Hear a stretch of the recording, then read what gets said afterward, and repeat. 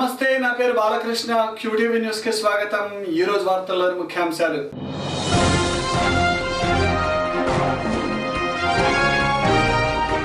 రైతుల రుణమాఫీలతో పాటు కౌలు రైతులకు గుర్తింపు కార్డులనిచ్చి రుణం మంజూరు చేయాలి. సిపిఐ జిల్లా కార్యదర్శి జంగాల అజయ్ కుమార్.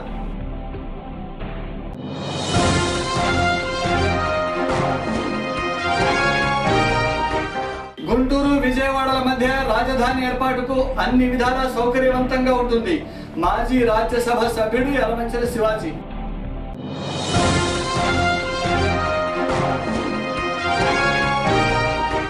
నేత్రదాన పక్షోత్సవాలలో భాగంగా చిన్నారులకు నేత్ర పరీక్షలు. Jabbar coordinator doctor Lakshmi Nayak. రైతాంగ సమస్యల పరిష్కారాన్ని కోరుతూ సిపిఐ జిల్లా సమితి ఆధ్వర్యంలో స్థానిక కలెక్టరేట్ వద్ద ధర్నా నిర్వహించారు. డాక్టర్ స్వామినాథన్ కమిటీ సిఫార్సులకు అనుగుణంగా రైతాంగ ఉత్పత్తులకు మద్దతు ధర నిర్ణయించి 2013లో యూపీఏ ప్రభుత్వం ప్రకటించిన భూసేకరణ బిల్లును యథాతథంగా అమలు చేయాలని వారు డిమాండ్ చేశారు. ఈ సందర్భంగా సిపిఐ జిల్లా కార్యదర్శి అజయ్ కుమార్ మాట్లాడుతూ ప్రభుత్వం ప్రకటించిన రుణ మాఫీని తక్షణమే అమలు చేసి నూతన రుణాలను మంజూరు చేయాలన్నారు. ₹1,00,000 రుణం ఇచ్చారు కొన్ని చోట్ల. ఏదేమైనా మన రాష్ట్ర వ్యాప్తంగా చూసుకుంటే సుమారుగా పెట్టింది, అక్కడ గుర్తించలేదు.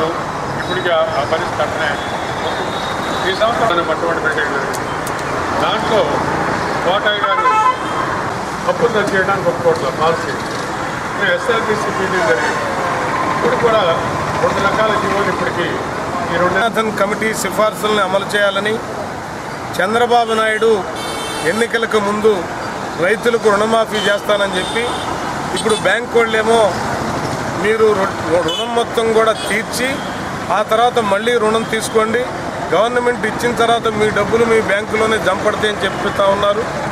ఇవాళ రైతుల దగ్గర అలాంటి డబ్బే కనుక ఉంటే ఈ రుణం రద్దు కోసం ఆశపడే పరిస్థితి ఉండదు. అందువల్ల ఇది పూర్తిగా ఏమాత్రం కూడా హర్షించదగినటువంటి పరిణామం కాదని మేము విజ్ఞప్తి చేస్తూ ఉన్నాం.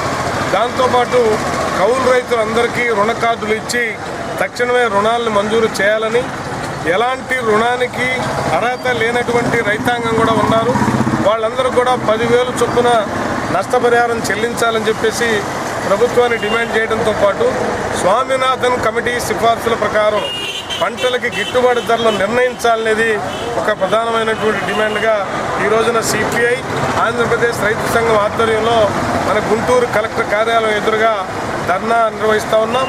ఇవాళ రైతాంగం రుణాలను కనుక తక్షణమే మంజూరు చేయకపోతే, రుణాలను తక్షణమే రద్దు చేయకపోతే మొత్తం రైతాంగం సంక్షోభంలో కూరుకుపోయేటటువంటి ప్రమాదం ఉన్నదనే వాస్తవాన్ని అధికార పార్టీ గుర్తించాలా. రైతు గనక సంక్షోభంలోకి పోయి రైతు గనక నిరసనలోంచి గనక కన్నెర్ర చేస్తే ఈ ప్రభుత్వ కార్యాలయాలు ప్రభుత్వం మొత్తం కూడా స్తంభించిపోతుందని ఈ సందర్భంగా హెచ్చరిస్తూ ఈ రోజున ఈ